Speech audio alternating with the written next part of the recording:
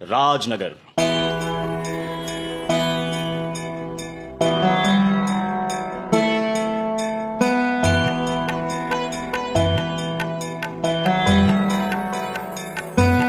बिहार के मिथिला क्षेत्र में मधुबनी जिला मुख्यालय से 15 किलोमीटर की दूरी पर स्थित है एक पौराणिक और ऐतिहासिक धरोहर राजनगर पैलेस।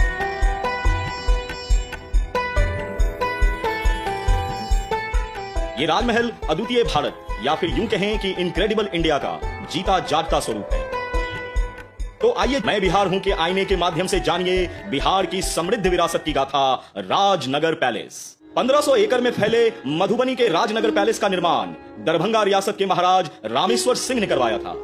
इस महल के निर्माण के लिए ब्रिटिश स्थापत्य कलाकार M.E. कोर्नी की सेवा ली गई और देश में ये राजमहल अपने तरह का पहला, जी हां आपने सही सुना, अपने तरह का पहला महल था जिसे बनाने में सीमेंट का प्रयोग किया गया। महाराज रामेश्वर सिंह ने इसे अपने सपनों के महल की तरह बनवाया था। ये महल और इस राजमहल के कैंपस में स्थित 11 विभिन्न मंदिर भारतीय और यूरोपीय स्थापत्य कला के संगम के बेहतरीन परिचायक हैं। दीवारों पर की गई नक्काशी, कलाकारी और कलाकृति को देखकर आप दंग रह जाएंगे। राज कैंपस में बने सभी महल और मंदिर अपनी भव्यता और खूबसूरती के दृष्टि से बेजोड़ हैं। ये लोगों को अपनी ओर अनायास ही आकर्षित कर लेते हैं। यहाँ के भव्य मंदिर और महल पर्यटकों को अपनी ओर खींच लेते हैं। भव्यता और वैभव की झलक आप यहाँ की दीवार, मेहराब और गुंबद से लेकर मूर्ति तक में देख सकते हैं।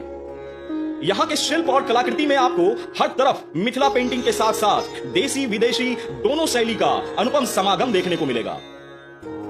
राजनगर में बने इस राज पैलेस को नौलखा महल भी कहा जाता है, क्योंकि आज से लगभग 100 साल पहले इस महल को बनाने में 9 लाख रुपए की लागत आई थी।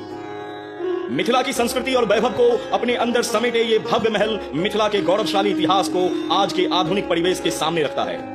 मिथिला में माछ अर्थात मछली को बहुत शुभ माना जाता है, इसलिए इस महल की कलाकृति में इसे विशेष रूप से उल्लेखित किया गया है। वहीं हाथी शक्ति और भव्यता का प्रतीक है, जिस कारण इस महल में हाथी की कलाकृति को भी विशेष तौर पर प्रदर्शित किया गया है। महल के मुख्य द्वार पर 4 विशाल हाथी की कलाकृति आपका स्वागत करती है। राजनगर के इस राज कैंपस का निर्माण महाराज रामेश्वर सिंह ने यूं तो अपने लिए ही करवाया था, लेकिन अपने बड़े भाई महाराज लक्ष्मीश्वर सिंह के निधन के बाद वो दरभंगा रहने चले गए। बताया जाता है कि यहाँ के महाराज रामेश्वर सिंह को तंत्र मंत्र से विशेष लगाव था। इसी के कारण उन्होंने इस राज कैंपस में तंत्र विद्या के आधार पर देवी देवताओं के 11 मंदिर बनवाए।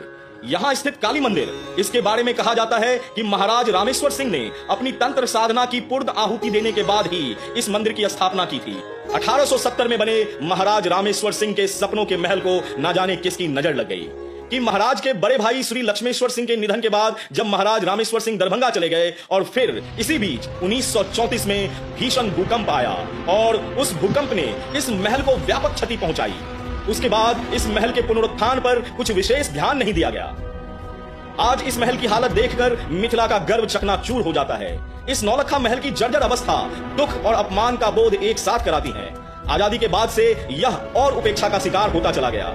आजकल इस कैंपस में एक कॉलेज भी चलता है। साथ ही साथ सीमा के सशस्त्र बल SSB की 18वीं वाहिनी का मुख्यालय भी इसी कैंपस में है। अगर इस बहुमूल्य धरोहर की सही देखभाल हो, इसे संरक्षित श्रेणी में रखा जाए, तो इसे बिहार के एक प्रमुख पर्यटक स्थल के रूप में विकसित किया जा सकता है। इससे इलाके के लोगों को भी रोजगार उपलब्ध हो सकेगा। इसी आशा के साथ मैं बिहार हूं ये उम्मीद करता है कि आने वाले दिनों में राजनगर पैलेस पर सरकार और संस्थाओं का ध्यान जाएगा।